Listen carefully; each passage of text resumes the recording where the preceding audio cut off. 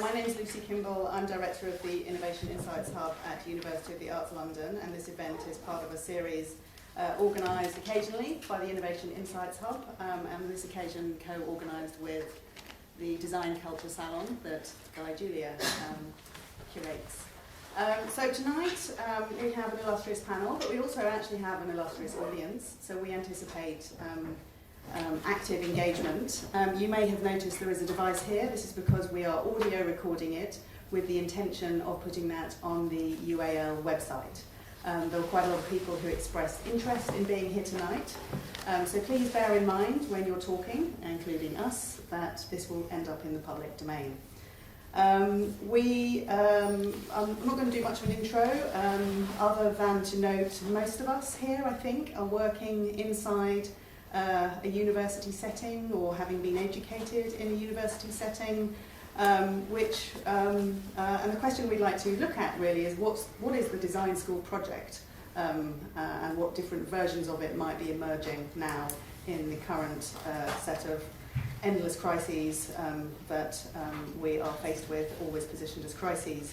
And of course we have numerous institutions that are already trying to help us answer this question. Organisations like ELIA, the Organisation of Art Schools, conferences, professional learned societies like the DRS, organisations like the DCIS, and then organisations with a policy interest such as CHEED and so on. And this is a very UK version, I apologise.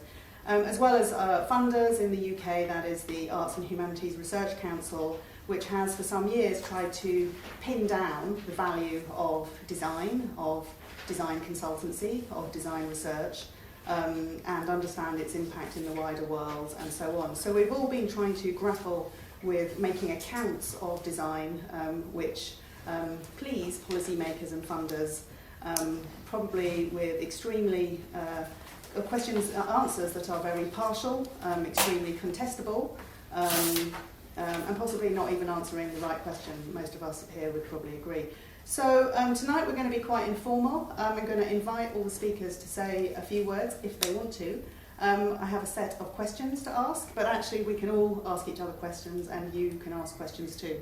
The mic is there. That's if like people were sitting really far back and couldn't hear you. Yeah. But it's picking you up anyway. Okay, so we think this is. We've got a roving mic for questions. Yeah. Okay, so if you're sitting further at the back, we would like you to use a mic. But if you've got a loud, booming voice, like my esteemed colleague Lorraine, then you might not need a microphone. She's one of them. So this is a very informal Lorraine thing, and it was smiles. partly on the back of Cameron coming into town. So it's partly let's just get together and gas, but we're doing the gassing with all of you. And ultimately in public because of this recording, so it's without the booze as well. Okay, and so you probably know all the speakers, but just to name them for the record, Professor Guy Julia from the University of Brighton and the Victoria and Albert Museum, Johanna Boehnert from Westminster's Cream Research Centre, Cameron Tonkinwise from the University of New South Wales Art and Design. Yeah, That's spot on. That's really wrong, isn't it? Yeah. Doesn't Okay. make any grammatical sense. Jamie Brassett from Central St Martin's, part of University of the Arts London. And if anybody's tweeting, what shall we call it tonight? The hashtag? Design school Imaginaries? Too long. Too long. Design bitch. Yeah, go on. Design bitch. Okay. All right. So I first of all like to invite, if anyone wants to, but it's optional because it's very relaxed and some of us have jet lag. Johanna, would you like to start with saying a few things? Okay.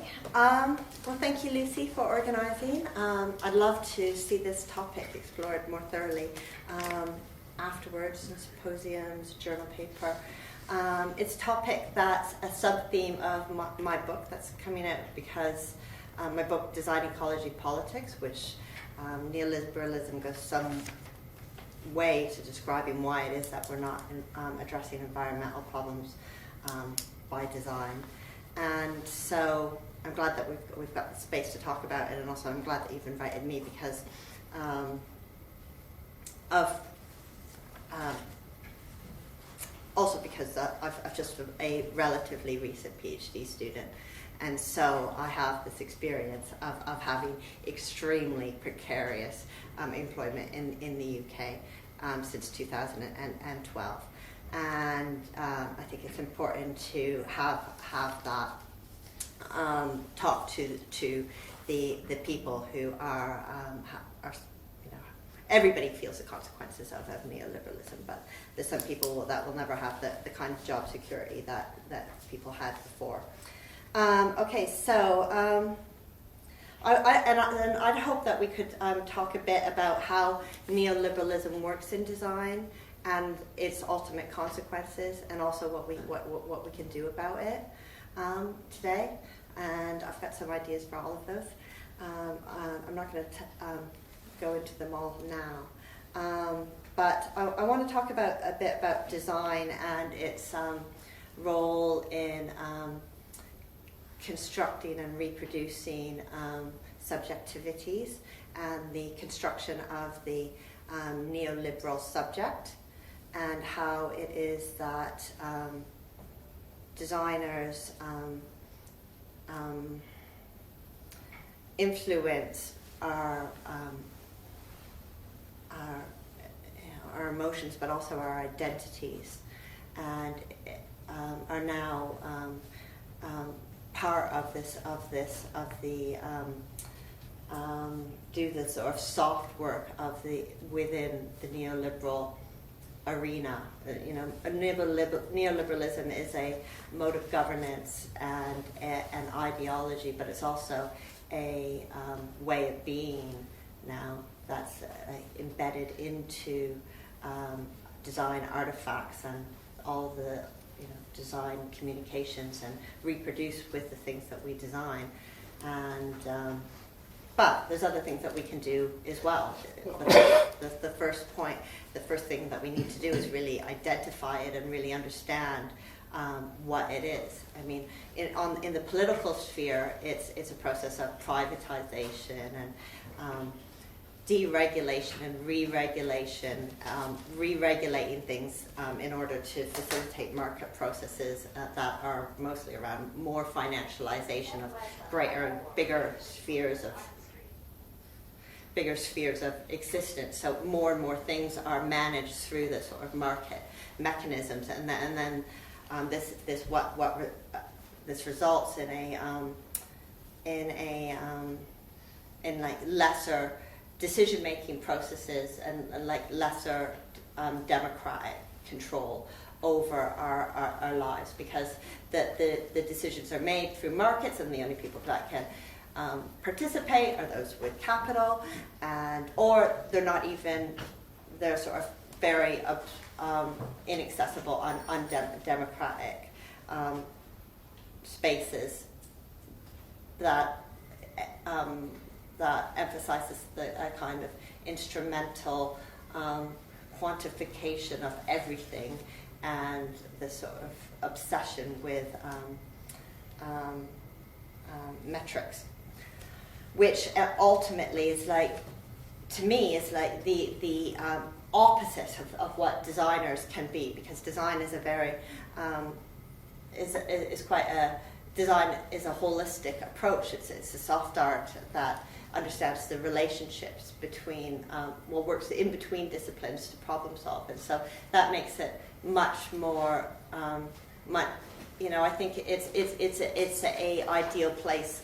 It's one of the many ideal places to contest neoliberalism, but it has to really have a very much more engaged understanding of neoliberal processes out there in general and within design, in order to effectively make some kind of resistance. And I have all kinds of ideas about resistance that we can discuss later. Okay, thank you very much for that introduction, and it ties nicely, I think, to Guy, your recent book. Yes, my recent book, Economies of Design, which you will rush out and buy, multiple copies straight after this salon. If I could just be a bit anecdotal, I'm not sure if I'm the oldest person in the room, but I graduated with a degree in art history in 1983 and somehow blagged my way into teaching in further education straight away. And it was a really interesting, well, not interesting, kind of weird time, because suddenly they wanted people teaching design and design history barely existed at that stage. So I sort of hung out at the V&A a bit and so on, and to find out about this stuff and teach it the following week. And I ended up teaching in a further education college in Harlow in Essex, where, to pick up on this thing about the quantification of self, they were just bringing this thing called personal records of achievement, and they were piloting this thing in the Art and Design Foundation and BTEC courses of this further education college. The first pilot in the country, and trying to work it out. And it's kind of interesting that it was first run in a kind of creative course. So all I want to say there is that when we're talking about neoliberalism and neoliberalisation, I think we do have to be aware that it's a very long historical process. Neoliberalism has been very good for design education in a way, because you think about this as the early mid-1980s, the going into the second prime ministership of Margaret Thatcher. By 1986, we have the deregulation of the banking system, the deregulation of bringing down a lot of trade barriers, deregulation of a lot of shipping systems, and so on. And hand in hand with this, we found this amazing expansion of design education at the time. So, in a sense, it's been with us for a long time, and I think we do have to sort of take this on board and think historically about what's been happening here. I like to sort of think about the last 30 years of design education as being a bit like a really big cruise liner called the SS Neoliberalism, and inside this cruise liner then there are all these little design schools for rearranging things and making it pretty, and from the steerage up to the ballroom and so on. And then in about 2007 it hit a glacier, which was the crisis of capital, and has been sort of very gradually sinking ever since. So they're trying to sort of shore up some holes and this sort of thing. So what we've got at the moment then is lots of these design educators now on the foredeck rearranging the deck chairs. Okay. And you've got one or two quite clever ones though who begin to think, now what are deck chairs made of? Well, they're made of wood and canvas. Okay. What are beautiful boats made of? Wood and canvas. It's canvas for the sails and wood for the hull. Maybe we can make some other boats out of this, okay? And I think this is also a moment to therefore kind of abandon this sort of totality or totalizing way of talking about design and design education, that we might be talking about lots of different forms of design education. Of course, these have been around, lots of forms, but I think we can be more reflexive and more proactive in creating new boats to sort of sail off in a kind of possibly a post-neoliberal sea. And I just want to propose one of these. In abandoning ship, we might even abandon design schools and think about sailing those design school boats, or some of them, into another sort of archipelago of other disciplines, and then board onto a school of social sciences, sociology or human geography or healthcare, and actually put design schools in these places rather than as their own sinking ship. We can explore that later. Okay, have you got a book you'd like to promote? Yes, you have. My next book I'm working on is on superheroes, so I don't know if it's quite relevant. But I've got a couple of things to say that engage with what's already been spoken, but I don't have a ship metaphor. But I do have an anecdote, which is this: have you noticed how in any organisation where you worked in the 80s, when I started working, beginning of the 80s, it used to be called personnel, and then it became human resources. and then it became HR. The human has the people and the human has withered away from organisations, such that I wonder whether very soon we will simply be resources and be shifted around organisations by estates with the same sort of ontological value as tables and chairs. That's my anecdote that I'd like to sort of mark the ground with. So there's three things I would say. One is about neoliberalism, and my angle on neoliberalism is coming straight out of Foucault, which isn't necessarily the best one or the only one, but it's an interesting one. I'm going to say neoliberalism, following Foucault, is the process where individuals are allocated to scarce resources. And what this does is to produce humans as capital. So we get this sense of any sort of economic entity running according to its elements of capital, humans being one of them. So as soon as we start to talk about humans as capital, we are exhibiting or expressing an aspect of the neoliberal machine. In fact, as soon as you start to regard anything in terms of capital, you are expressing not only aspects of the capitalist machine, but a particularly neoliberal one too. The second thing I wanted to say was based upon Italian philosopher Giorgio Agamben's reading of Foucault on neoliberalism, and this idea of bare life. And so when all aspects of culture have been stripped away, all that is left is bare life. This is what neoliberalism does specifically now, but capitalism has been doing that for quite a number of centuries anyway. Once we have bare life, it can be easily reconstituted as capital. And in a way, I think this leads to the withering away of the human. So we can start to think under neoliberal systems not of human capital or cultural capital or social capital or whatever current sort of buzz phrases there are of these things, but simply as capital. So what's the role of design education in this? Well, design education then becomes utterly, as Guy was saying, a cog in the machine of neoliberalism, in that what it does is produce good, and I use that word advisedly, good enterprise units to work in the development of cultural capital, overseen entirely by processes of quality control, as both previous speakers have mentioned.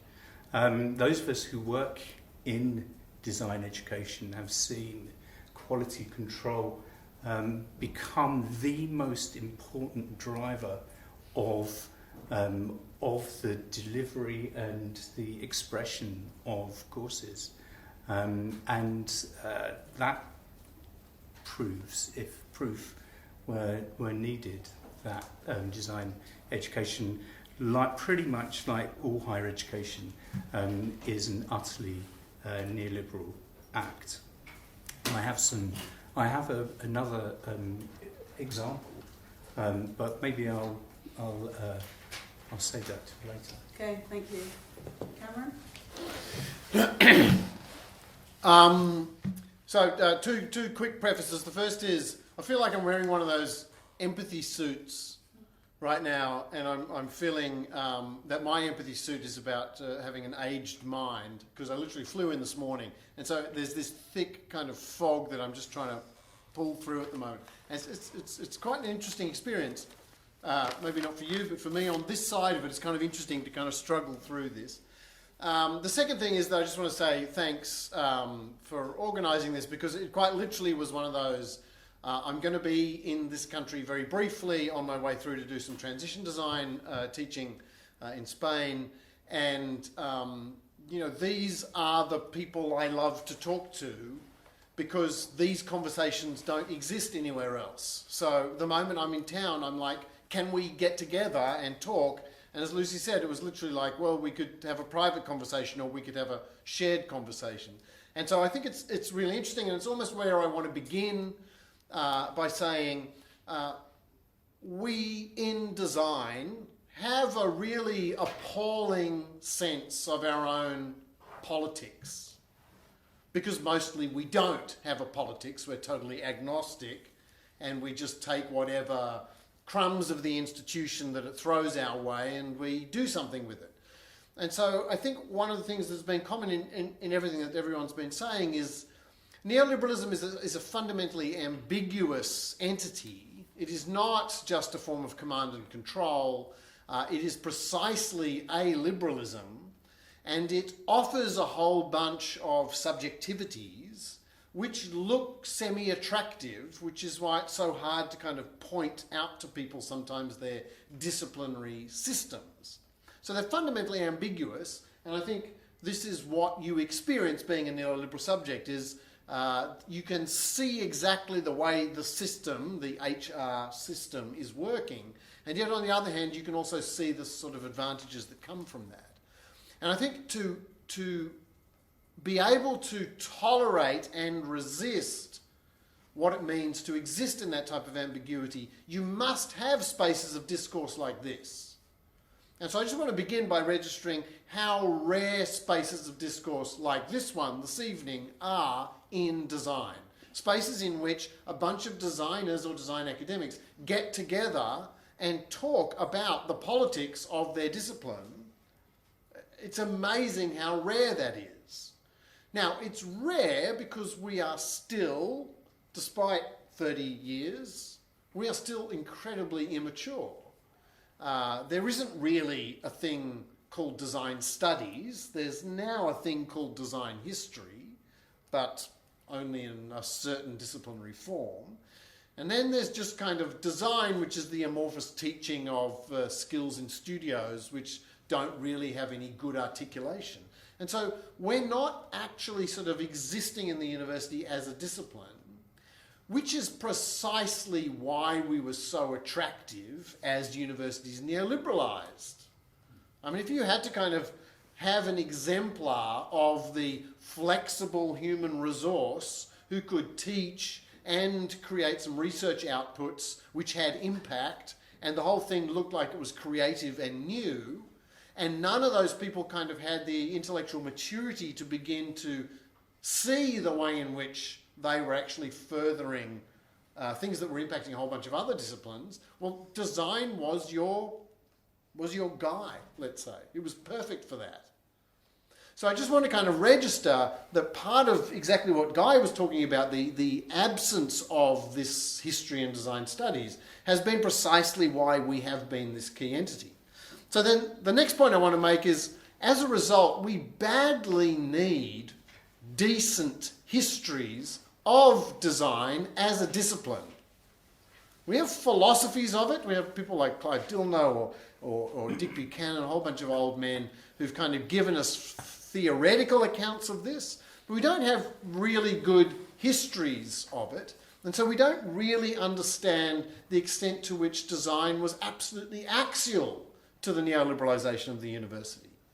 The amalgamations between polytechnics and universities, which were part of that semi-privatisation or at least corporatisation of the university sector, it was led by bringing the creative industries and design in particular, bringing some of the other creative industries, I think, in its wake, into that space. Like, we were the lubricant for that movement. And we need to kind of bear responsibility for that role. Now, the last thing I want to say in this kind of opening tirade, sorry, it's always a tirade, it's the only thing I can do actually, it's my core skill, is the last thing I want to say is that part of why the way I'm speaking at the moment, I think came because I had the enormous privilege of being in the US for 10 years. And so it gave me a very particular insight on disciplinary structures and on neoliberalism in a way. Because oddly enough, American universities haven't been neoliberalised, partly because they were already private, mostly. And so the land-grant universities, the state universities are a kind of different system, which I don't understand so well. But if you just think about a lot of the Ivy League and large universities, and like the universities I had the privilege of being at, they haven't neoliberalised, and they still have a very old commitment to disciplinary structures which guard the tenure process. And they still have a really odd, on top of that, commitment to the liberal arts. Now, what Commonwealth countries did is very quickly get rid of the liberal arts. Everything became pre-professional. And the big advantage, again, this ambiguity theme, the big advantage was that we immediately got to do a lot of interdisciplinary things. So I just want to register, it's really hard still to do interdisciplinary things in the US because the tenure system is still guarded by disciplines. Whereas here, the kind of neoliberalism of having research quantity and research impact veritably forces you to be interdisciplinary. And I think it's one of those things that you can maybe only notice when you're on the outside, that we kind of take it for granted. And particularly applied research and contract-based research or research with industry partners, these are all things that design does very well already and doesn't ever really balk at. Whereas other disciplines, I think, sometimes feel quite tainted. They have to go and have a shower after having a research meeting with an industry partner. We don't. Like, that's our bread and butter. So I think it's interesting just to kind of notice that particular kind of geopolitical. So the last thing I want to say is that where I would talk about, if we're talking about launching boats, nicely designed Scandinavian wood boats from the Titanic that is SS neoliberalism, the one thing I want to register is that neoliberalism was, of course, the underpinning of globalisation. And to that extent, I think there's a lot of discourse at the moment indicating that we are now at the end of globalised neoliberalism, or neoliberalism in the service of globalisation. And we are seeing a lot of really explicit politics which are taking aim at that type of globalisation. And that globalisation, again, I think it's really important to register, and it's being registered by the Decolonising Design Group, for instance. That design was the lubricant for that globalisation. It was design's modernism, and it's the implied universalism of that modernism, which supposedly works anywhere in any context, and now you can go to any city in the world, and it's just filled with global consumer class, luxury brands, etc. And so design, I think we would all think a very retrograde version of design, but design was the force behind that. So just registering the kind of imperialism that design brought to neoliberalism's globalisation, and then recognising that it's coming to an end. So the last thing I want to register, it just is that right now I think we're in a funny sort of breakup. We were kind of the Gondwana land of globalisation. My ship is now continental and planetary. I've just totally gazumped you, Guy. So we were kind of one, and I think you're now seeing those continents drifting apart. And I think you're seeing a really interesting sort of play at the moment. I think China's playing a very interesting role right now in the world, just if you think about climate change as a result of Trump saying idiotic things in relation to that. You're seeing China play a very interesting role. So the last thing I just want to register is how much of our, and now I'm talking Commonwealth, how much of our design education is funded by East Asia through students that we teach. And how much it is, like if you just did the books, we are basically an East Asian funded entity, and yet the number of design academics who know anything about East Asia, or even their students, is reprehensible. And so I actually think the way in which design schools need to begin to deal with neoliberalism in a post-globalisation framework is to begin to actually take responsibility for recognising that European modernist versions of design just don't make sense when your primary earning capacity is actually teaching those economies and those subjectivities. Chinese students don't inhabit neoliberal subjectivity in the way we poor Westerners struggle with. Okay. All right, so I'm going to go straight to inviting questions and responses. Malcolm, and if you're not loud enough, oh, here we go. If you would like to, please say who you are, but you don't have to. Remember, this is going in the proper way. Yeah. I'm Malcolm Quinn, I'm head of research for Kimbell England. I want to pick up on Cameron's point, which is let's look at the alternatives to neoliberalism, scrutinise them carefully. One thing that worries me is that when you posit the inhumanity of neoliberalism versus humanity, your definitions of humanity are often quite old hat. I noticed some sociologists I've read saying, yes, neoliberalism, let's go back to Human Smith. And you think, well, why? Why go back to a pre-industrial version of prophylactics against commerce? It strikes me that a lot of our solutions will be very, very old-fashioned, which is why I think we've got to look to what Cameron said and say, let's look, across at other cultures, other places, and look for ways forward. One more thing to mention in regard to the question of design history. One thing I've written about and looked at is the birth of the design school in Britain after the Reform Act. And then the difference you see is, yes, the design school is the school of capital, it's the first school of capital. It's only the second educational grant given for any kind of education, and they give it to learn about capitalism. Right. But the difference then is that what they're doing there is, at that moment, everything after the Reform Act is political, even economics is political. Now, what the waning of where we are now is that everything has been economic, including politics. But that is precisely the era that people are beginning to reject. I'll just respond quickly and just purely about the first point, and throw a bit to Jamie, because of course this was the I don't know if we want to get into the arcane dispute about Foucault's relation to neoliberalism, which was strangely sympathetic and caused a lot of disturbances for a bunch of people because he saw opportunities for very different types of subjectivities there. So I think that's a point well made, and maybe the way to tie it back into design is to kind of say, at Stanford, the D school, so the kind of IDEO enters the university in that case. The most popular course at Stanford's D school is the course called Design Your Life.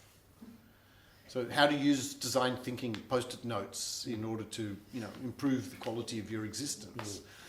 Which is just so blatantly neoliberal, it's just kind of horrible.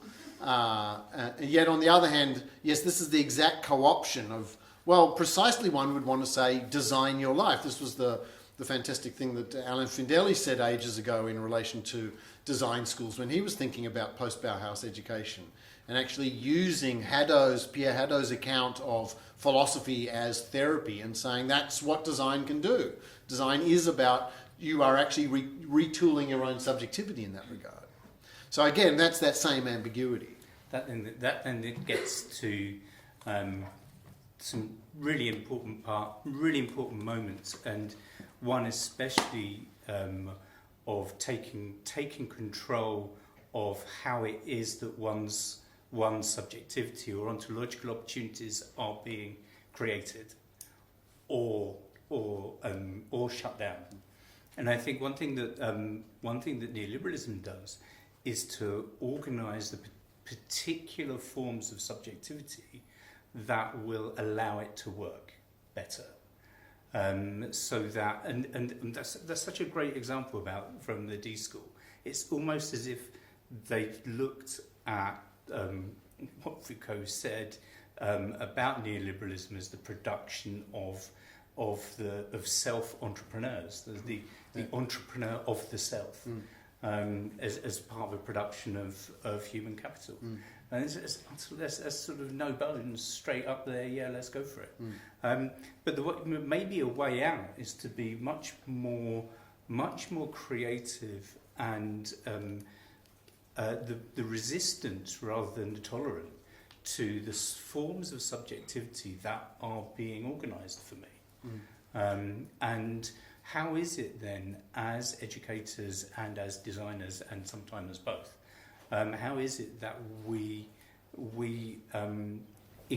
help students or other practitioners engage with the forms of subjective possibilities that they are designing for people, and sometimes that's not accepted because especially in the last 30 years the flow of energy and information has been largely from people to designers and then going back again, sort of human-centeredness or user-centeredness. There's very little that is about the types of the possibilities for subjective or ontological creativity that there can be for people through design, and I think that's where the problem seems to be.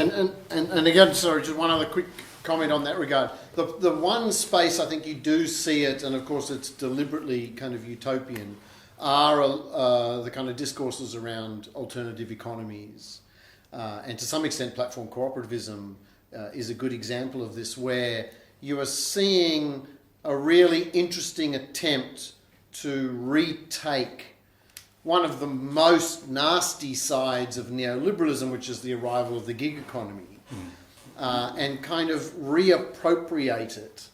And just the recognition that some of those people who just come from really straight up lefty backgrounds have identified that design is a crucial agent in that process.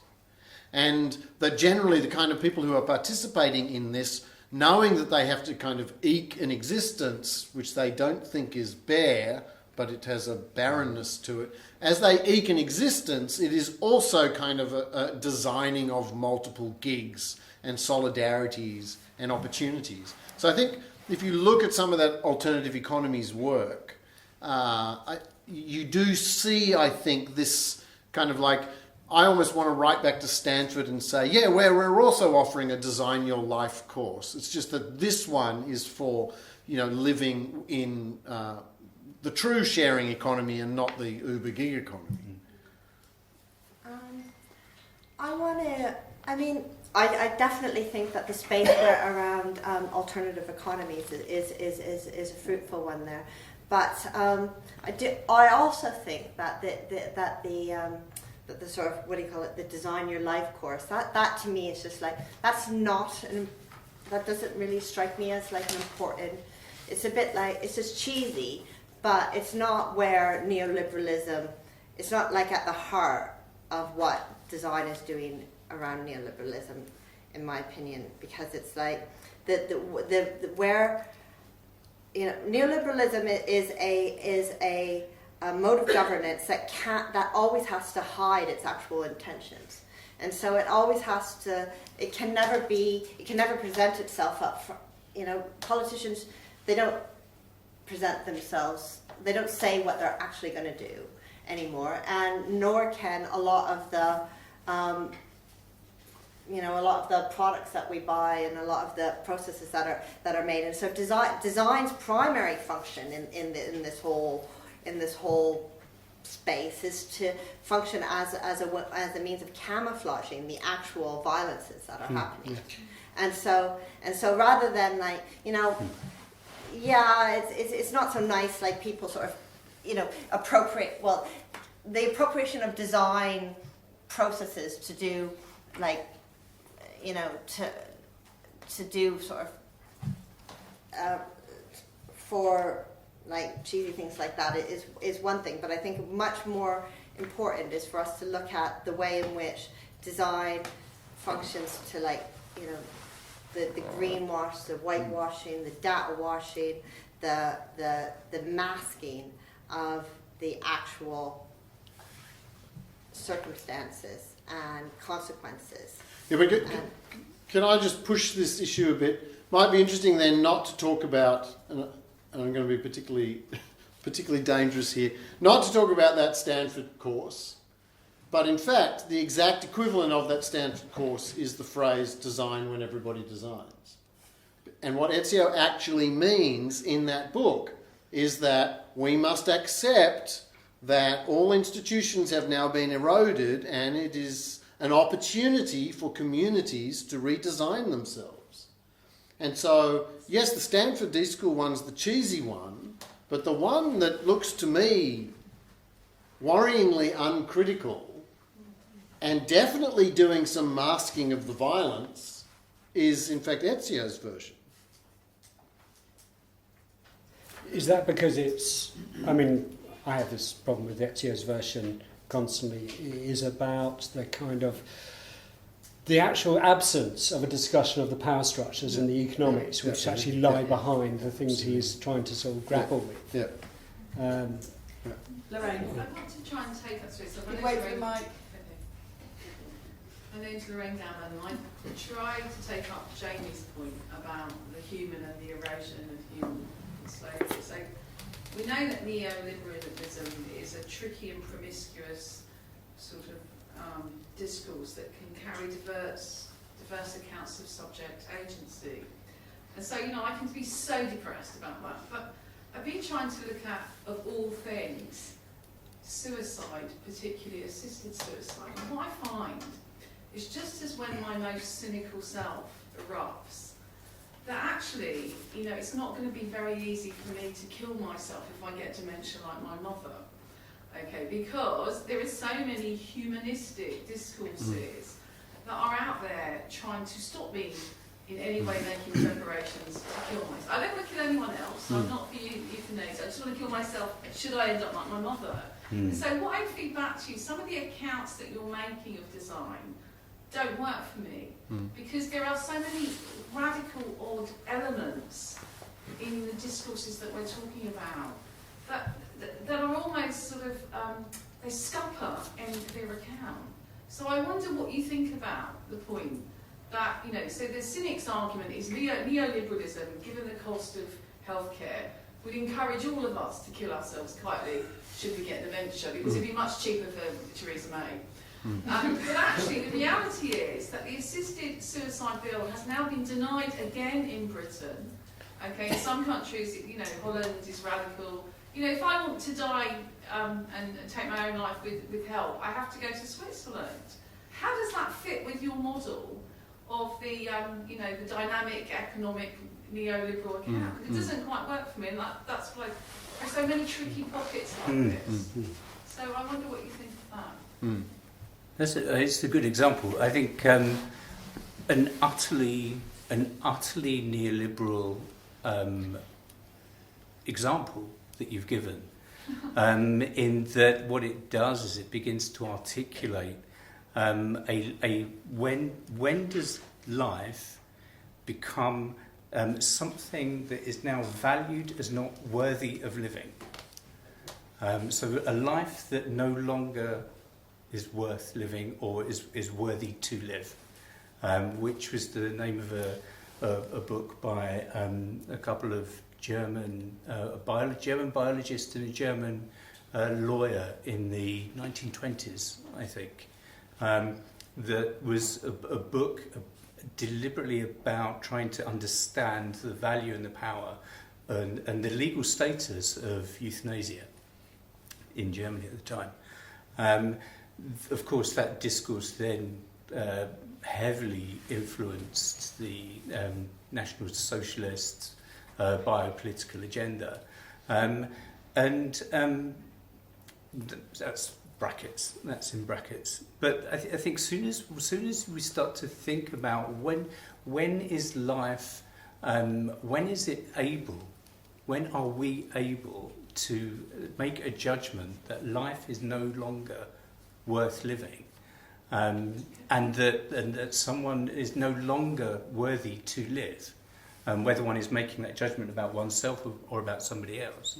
I think that sort of thing is entirely a neoliberal act. That's where I think design has a role. I'm very clear about when my life England, and if I can't recognise my children and my partner, who I care about, I do not want my arse wiped by somebody else. I don't want to live. Okay, I'm very, very clear about that. I think design should have a role in that. I think design actually could enable those of us who want to choose to end our lives when we've had enough to do that. But it strikes me that what the issue for design is, given what you've all said about neoliberalism, is there is not a point when design could have that intervention. Okay, because we are absolutely, the golden rule, the humanist account so dominates these discourses. So my argument to you is that it's not as you say, that it's very, very tricky. And that's the bitch of it, because it can completely reinvent itself every time. And so I find these totalising arguments, like, on a bad day I'm with you, and on a good day I think, oh no, there is some other thing happening. Having this discourse having been around for a while, it is fairly clear it has inadequacies, and it does not adequately deal with how tolerant it is of discourses that appear to run in completely the opposite direction. So I think this kind of point is generally understood within neoliberalist frameworks, and one needs better accounts, and one definitely needs accounts that stop referring to it as if it were a thing which has agency. Just like capitalism is not a thing and neoliberalism is not a thing, and this is the problem. So as soon as these discourses enter that point, they've kind of exhausted themselves anyway. Now I'm losing thoughts because of my foggy brain. The second point I want to make is that definitely design being able to deal with its own humanism and get beyond it has been a project which has been well named by people like Tony Fry and others for a long time, and it still is incredibly dominant, and no one's made any, even Tony Fry, made any good successes in actually chipping away at it. And so human-centred design is it. Like the moment which it looked like we might be able to have a critique, suddenly design thinking came along, and everybody else started jumping on the humanism of design, and so it was just everywhere then, like a plague, and you couldn't do anything about it. So I do think there's something really interesting to think about post-humanism and anti-humanism in relation to design. I did have another point here.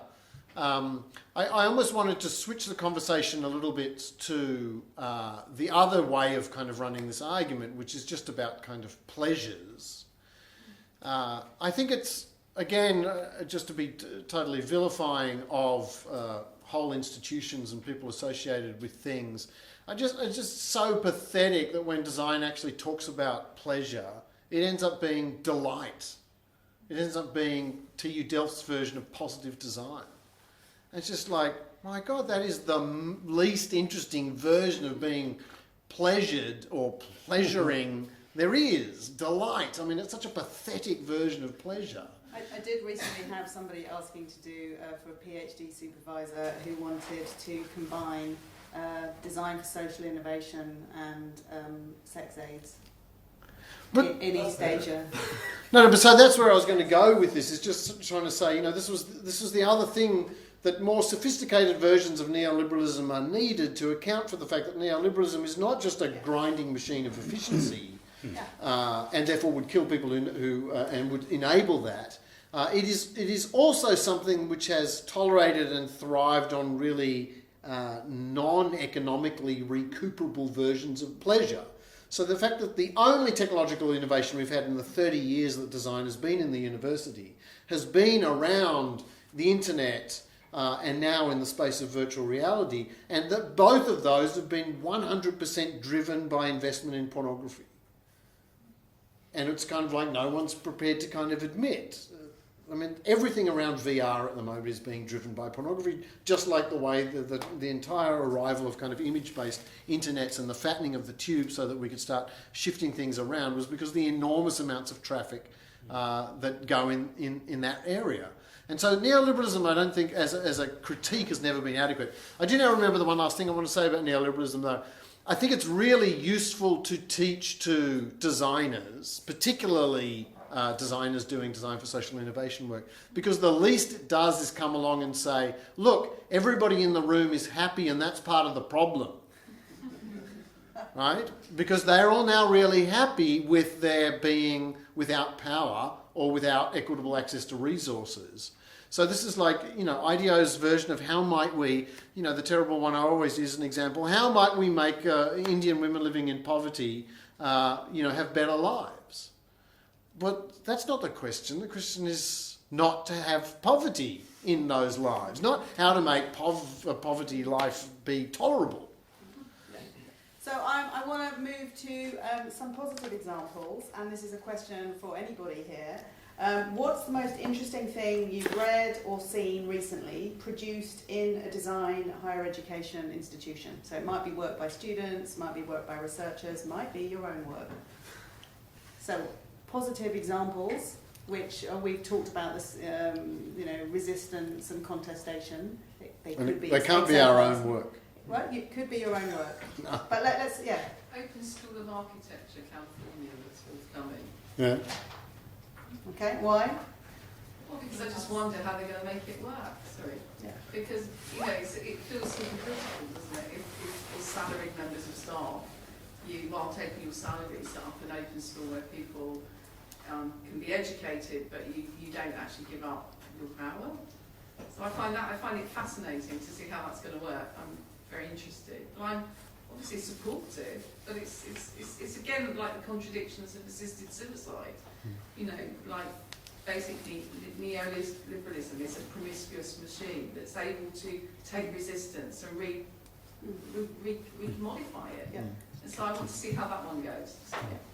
So, Isn't there a London equivalent? Isn't the London School of Architecture, it's non-institutionally based, seeking accreditation at the moment? I remember seeing a presentation at Westminster from them. I might have got the name wrong. Does anyone know what I'm talking about? They're a whole different bunch of them, aren't they? Yeah. No, we did invite Nellie Ben Hayoun to come and talk tonight, actually, but she was unable to join the panel, who has a foundation supporting her design school, which sounds like a master's programme without a master's at the end.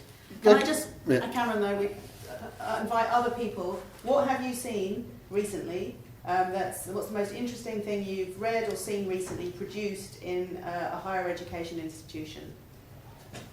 Hello, my name's David Cross, I'm based at Chelsea.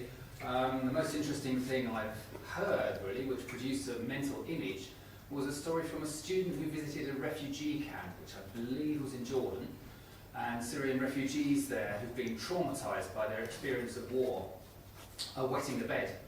And they have a surplus, they have a heap of piss-soaked mattresses, and they didn't know what to do with them.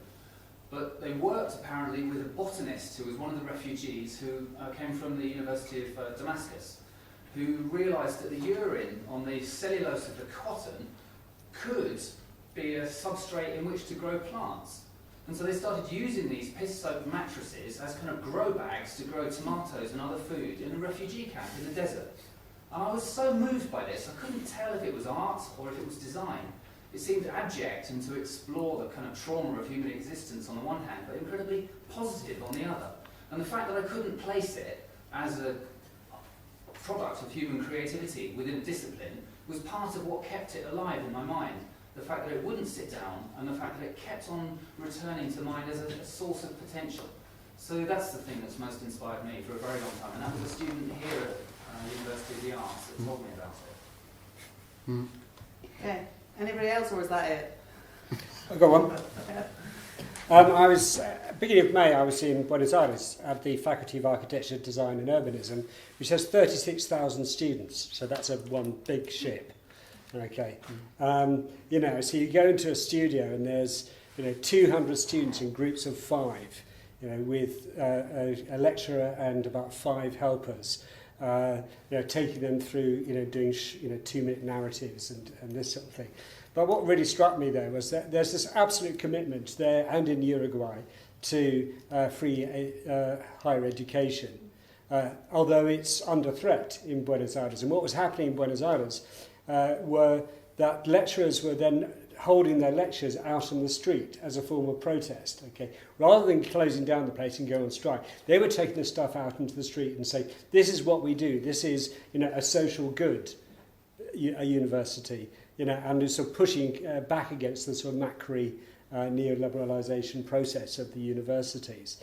So, I was really stunned by, so basically we don't want to be like Chile has become in the last 10 years. Okay, so it was pushing back, and I do feel, at least in the UK, we've sleptwalked through a lot of this over the last 30 years. Jamie. I've got one. I was with Guy, we were together in Aalto University in May? Yeah. About a month ago. And it's an institutional example rather than a specific example. So sort of organisational design or institutional design example. The design school there, which they're going to move out of soon, but the design school in Helsinki, it was the ground floor had a cafe and a library, and they were open to the public.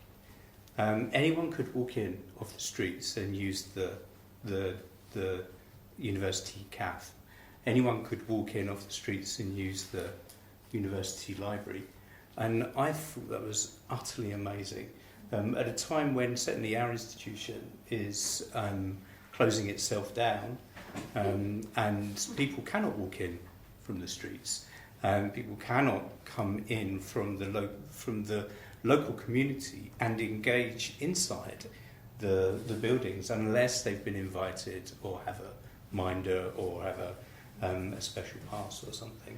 And I thought that attitude was so different and was so freeing. It was something I've experienced also at Berlin's College for Law and Economics was utterly open to anybody, and I thought that was amazing. Okay, anyone else? Yeah. I've got two examples actually. The first one was a presentation that I saw at Design Next at the European Academy of Design Conference in April. And the presentation was about people-centered pedagogies and moving on from the master-apprentice power dynamic and really kind of going or moving away from the tutor as the master and almost like the design students trying to emulate the practice of the master. And I'm sure that I'm not the only one that's been around countless student shows and that has kind of thought, oh, that's the style of the tutor. How funny. And the second example is actually about Belief in Action, which is an initiative that's called Enroll Yourself that I've seen developing. That is actually a peer-to-peer model for lifelong learning. So the whole idea is that if you can do a physical marathon, like if people sign up for a marathon, then why would they not sign up for an intellectual marathon? And the idea is that you create a community of practice, that you kind of go on this journey with 10, 12 other people, and you start with your own inquiry question, and almost like the group creates that accountability model. And there's no money exchanged, and it's all kind of done in people's spare time. But it's actually starting to address some of these issues of power dynamics, and I think especially in higher education, they're very, very prevalent, and it's a really big issue in kind of saying that the system is broken, it's all because of neoliberalism, but actually it's created a very safe net for a lot of people, for a lot of practitioners, for a lot of academics, that have actually meant that they've had very enjoyable, safe career tracks, and as a consequence, you do have this model that really perpetuates that you kind of have people that love standing in front of a room. Obviously, not talking about today, but you do have that. We all remember lecturers from our past who have done that. I think it's really difficult because of actually how do we live a different model, and how do we actually live out all these new principles rather than just saying, oh, the system is broken. Because I think that's something that could be quite easily done and quite easily changed to actually change the focus of the design education model. Hope that helps. Okay, I've got another question. Oh, does anyone want to respond to those? So, if you ran a design higher education institute, which none of us in the room do just yet, what would you do to make the institution a bit less compliant with the neoliberal context, right? So if you were actually running it, what would you do? 1, 2, or 3 things to try and make it a little less compliant or resistant to. I would make it more compliant. Okay. As in, you see, I don't think in design, research and education we've actually gone far enough with audit culture.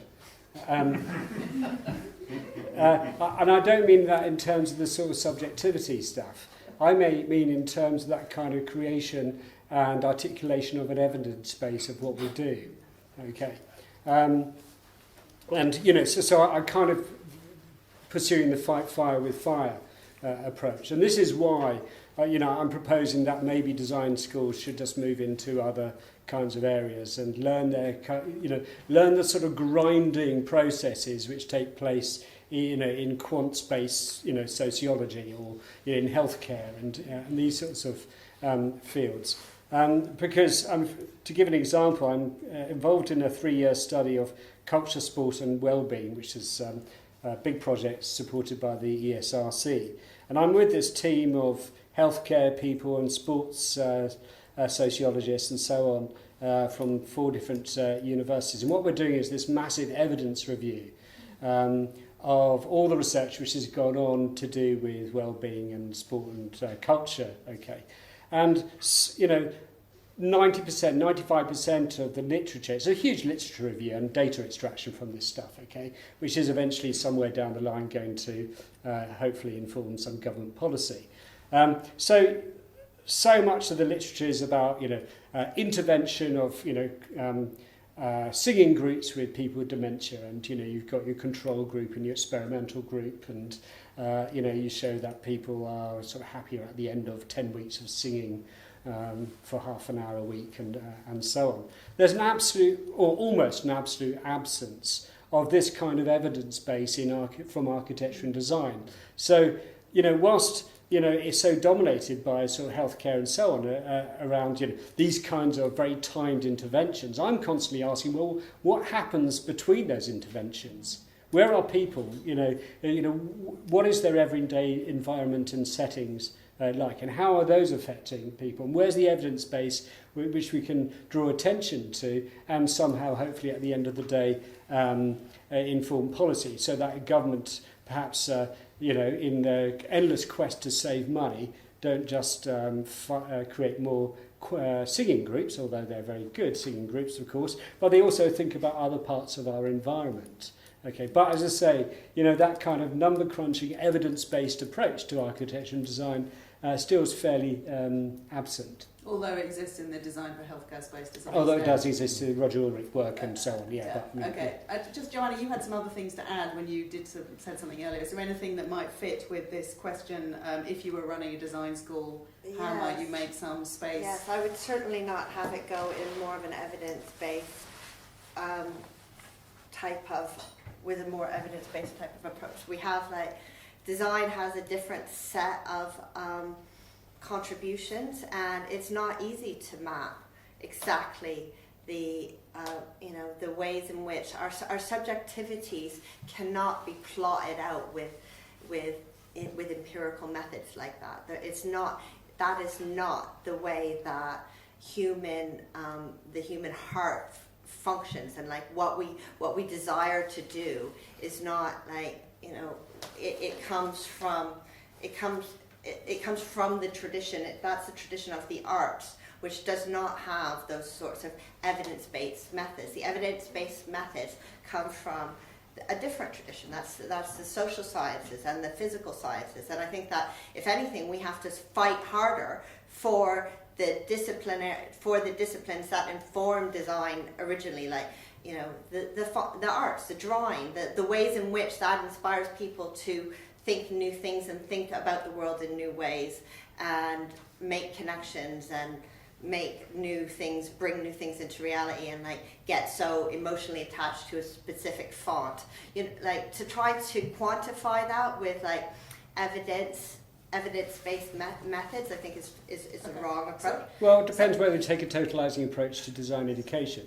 You know, what I'm arguing for is that there is a space for that to happen, where it isn't happening. rather than us taking this broad brush of subjectivity and we're all going to be happy when we make beautiful Well, no, I things. don't think we're all going to be happy. We have to be a lot more critical about the way that design education works. So I would bring like sociology, politics, critical theory into design education. I don't think design education is based on a lot of, we have not a very solid theoretical foundation for design education right now, and so it's going to be reproducing problems, and until we develop better theoretical, we educate designers with the knowledge from those other disciplines, then we're... Yeah, I'm just getting increasingly frustrated and bored with design education not engaging with these things, and I've kind of given up on that almost, so take design education somewhere else. I want to go back to the audience in a minute, but Jamie, you stuck your hand up. Yeah, I don't think design is the problem. I think the organisation of the institutions is the problem. And I would think differently about organisation. I think differently about how it is that all of the people who are in an organisation, in every single aspect, how it is that they can work together to develop and define what it is they do. I would think differently about where policy directives come from. Sorry, can I just pick up this debate, because I think it's an important one. I think, so I was hearing guys say we should be in the evidence-based argument, and not that we should be ceding that ground to quantitative kind of epistemology. And so the point I wanted to make was, which in a way would be my answer, which is kind of like guys, it's a slightly not tongue-in-cheek version of an accelerationist position with regard to the neoliberal institution, which is like, it's amazing how much audit culture reveals the constructivism upon which it is based. And I'm sort of amazed at how much society at the moment is actually quite tolerant of constructivist arguments around money, for example. The fact that it's now quite common knowledge that money is just a kind of fiction that is shared, and that people just kind of invent it. And that's how we got out of the Great Recession, was we just had quantitative easing, and people in back rooms just went, look, there's more money. and everyone kind of knows, not everyone, but a lot of people are just kind of like, this is really weird that our society is based on this. And I think you see an interesting similar thing occurring with kind of the demand that refs and research quality frameworks and all those kind of things are kind of done through kind of peer review and kind of esteem factors, because there's a weird sort of constructivism there where, to some extent, those people are saying that counts as evidence and we don't know, so it does. And in that case, the argument that my current Associate Dean research at my institution is making is, and he sat on the Australian Research Council side of it, is I can't tell you how nasty all you designers are to each other when you review each other's things. He says, you're much more nasty than the archaeologists. And so in a weird way, like the acceleration neoliberalism is to say the whole system is corrupt and we should be being a lot more corrupt about it. We should be actively really promoting alternative epistemologies around what actually counts for the nature of research in our domain. And we need to be really supportive, even to the point of collusion, in doing those kind of peer reviews in order to promote these sorts of things. Now, it's difficult sometimes to collude if you don't understand the power structures, and that's where we also just need some good old-fashioned forms of organising so that we can be in back rooms, not currently recorded, and work out who's doing what. But in general, I've seen an incredible constructivism that just seems it is available for the taking, and other disciplines are doing the taking. I'm obviously somewhat nervous about the argument I just made. Well, as I said earlier, design institutions are the best institutions to find a pedagogy fit for capital. So that would be the mission, would it not, for any new institution? How do we make the pedagogy adequate to the forms of capital we're now encountering? I'd take the students to the V&A. I'd take them irrespective of gender, down to the gents on the ground floor with the fly in your island, and say you've got behaviour modification at one end, you've got staring at objects at the other. How does this work? And how would you design something different? And the other, no, I've totally lost it. Sorry. Go, no, Lorraine. I don't know if I'm going to be able to articulate what I want to say. Oh, I know what I was going to say. Trying to imagine being Nigel Carrington was not easy for me, but I think if I was... It's being recorded, remember. If I was Nigel, I would think very carefully about the EBAC. Okay, because what I admire about science, having just been at the Wellcome Institute, is that I like experimentation, and I like the fact that most of us don't think in the same way. And working in prison and seeing, you know, people who barely literate engage in design and do shit, it's so exciting. And so for me, I'm here because actually I really value creativity and how it's understood. And in Britain, it's not understood. So I would put, you know, with Guy, find the evidence to acknowledge that to take creativity out of the curriculum is a death sentence for us. You know, so if I was Nigel Carrington, I would put a lot of effort into trying to understand why art and design can reach parts that convergent learning doesn't reach. So, and I'll just jump in because I remembered now through my fog what I wanted to say, which is I would say that a similar kind of argument in relation to research, which is it's particularly frustrating how we get forced to play the capitalist game, but we don't get to play it like venture capitalists, which is a 1 in 100 success rate. So there's a kind of question of just, well, where is an investment mentality and a diversity of portfolio mentality that would allow funding to go not on the basis that we know what its impacts are? Well, who's failing? Who's funding failing experiments? Who's funding negative results? So I would kind of really, if I had the autonomy to kind of do this, really push that model, which is that there should just be a lot more expenditure being given to these kinds of creative initiatives, in which one is possibly going and talking, for example, to those kinds of populations, not because that humanizes and therefore recoups them into the economy, but precisely so that you kind of have a we are allowed to fail with these discourses discourse.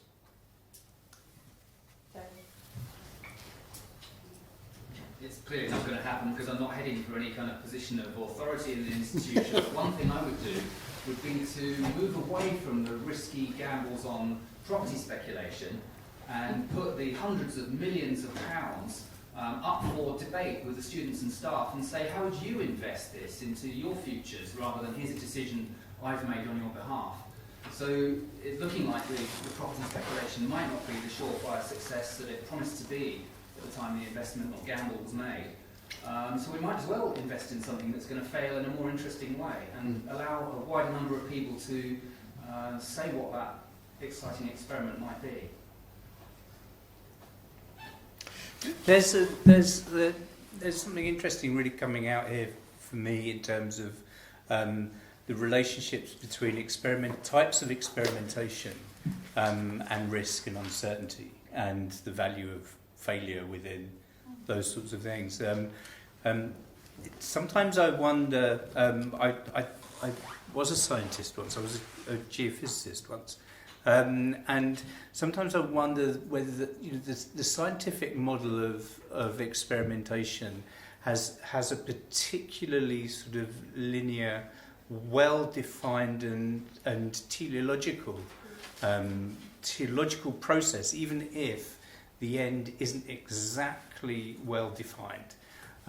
Whereas in the arts, or in the arts versions of creative practice, because science is one too, but in the arts versions, the experimentation seems to me to be much more open and much more exploratory, or in a very different way, in a much more sort of sideways or non-linear version of experimentation. I wonder then, what would it be to have an institution or an organisation that is valuing those possibilities of uncertain outcomes, whether or not they succeed or fail, or whatever the other options are.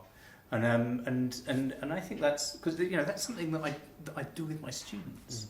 We have a project, the uncertainty project, where they have to fail in order to pass. And if they don't show me where they failed at the point of assessment, they won't pass. And it's real, that's very close to that sort of venture capitalist Silicon Valley version of entrepreneurialism, which makes me sort of slightly uncomfortable. But No. So that's what I was going to say before. I think your reference to kind of teaching is also kind of an important part here, and the kind of the weirdness of the fact that we're in a space where practitioners teach it, which is almost not the case in any other discipline. It's academics who teach it. They might have once been practitioners, etc. But in design, to be a studio leader is to be a practitioner. Ideally, in the American system, that is actually the definition of what a studio is. A studio is a class taught by a practitioner. It's quite weird. It's actually in the kind of regulations. So the thing I was going to say, I once read this fantastic guy. His name's Dawkins, and he wrote this book called The Labour of Learning. And I've kind of given away the punchline because he says there's once a country where people are encouraged to do things. They try and solve real problems, and a whole bunch of people help those people solve those problems, and they work really hard. And at the end of the process, they say, "My goodness, you've solved that problem. That is absolutely fantastic," and it's celebrated, and everybody cheers. And then the next day, the solution is in the trash. And he said, "That's school. That's what school is. School has a weird, in capitalist form, version of labour and productivity. And in that case, it's not sort of risk and failure or unicorn success and huge investment. Learning has a completely different model of production where it has to kind of be wasted. These people have basically wasted their time, but what gets recouped, these days in neoliberalism we call it skills and graduate attributes, etc. But actually what's occurring is a kind of much more developmental, and we're back on the kind of humanism, but nevertheless, it's a model that doesn't quite fit. So I always think something about the closeness of teaching and research, and just what a terrible name scholarship of teaching has given what is actually a really interesting tension around that proximity, which almost no other discipline kind of has. So I'm trying to inch my way towards an argument about the fact that what is really interesting is that pairing of teaching and research and the production of wasted and useless knowledge within the studio. I think it's a really interesting model. Okay, time is up relatively soon, so I'd just like you to end with yes, no, and a possible few thoughts, but quite briefly on, have we reached peak design school? Guy? Oh, blimey. Well, probably, given what I've said already, yes. In this current moment, I think that have we reached peak design school in China?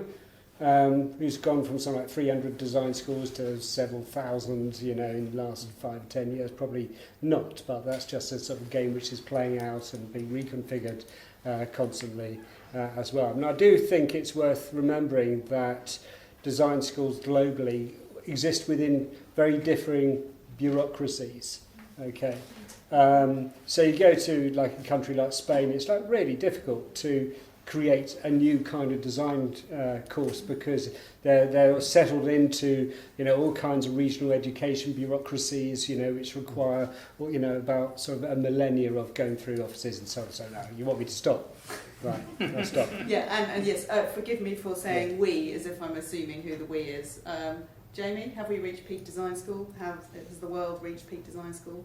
In terms of institutions, probably yes. In terms of designing, no. Okay, thank you. Johanna? I think there's two prongs. On one hand, we have, like in the UK, there's like the neoliberal assault on higher education. So there's work that needs to be done to identify those dynamics and resist it. I was going to say earlier when you were asking for examples of things that had happened, inspiring things that had happened, I saw today 200 professors at the University of Manchester have written a letter to the university with a vote of no confidence on the management. I mean, that's not just design school, that's the entire University of Manchester, which is underseeing hundreds of jobs lost, or at least a couple hundred at least, I think. And anyway, so there's like the work that needs to be done within design school and higher education towards resisting the neoliberalization of higher education. And I think that is not something that we can run away from. I don't think we should. I mean, we can build new institutions as well, but we have to defend that, because that will be, if we lose higher education, there's like no future.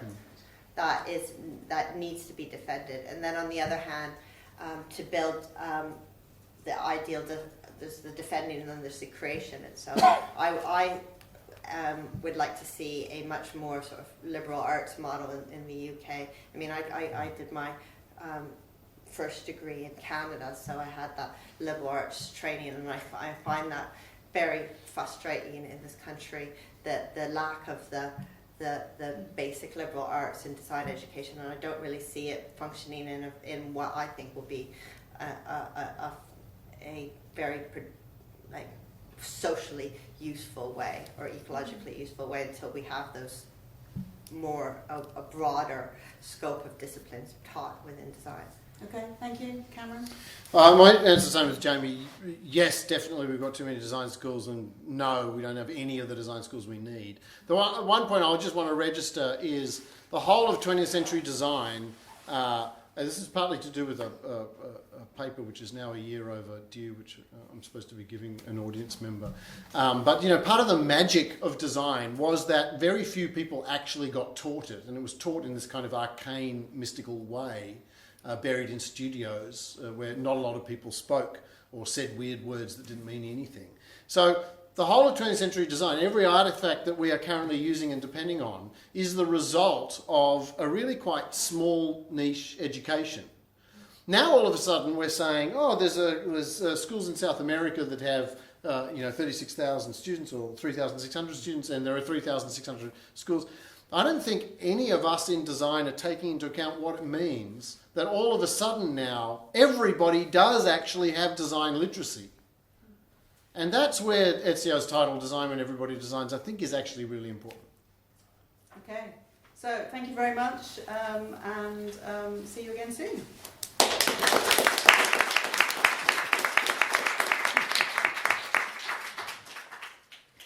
There's another salon this Friday at the ICA at 4 o'clock, which is on social media and protest, particularly with a view to Turkey. Perfect timing. 4 o'clock, ICA. Because some of us might have hangovers on Friday morning and be depressed. Yeah. If things go badly, there's always Kimbell doing the firehouse on Friday afternoon as well. So do come along. How do you turn it off?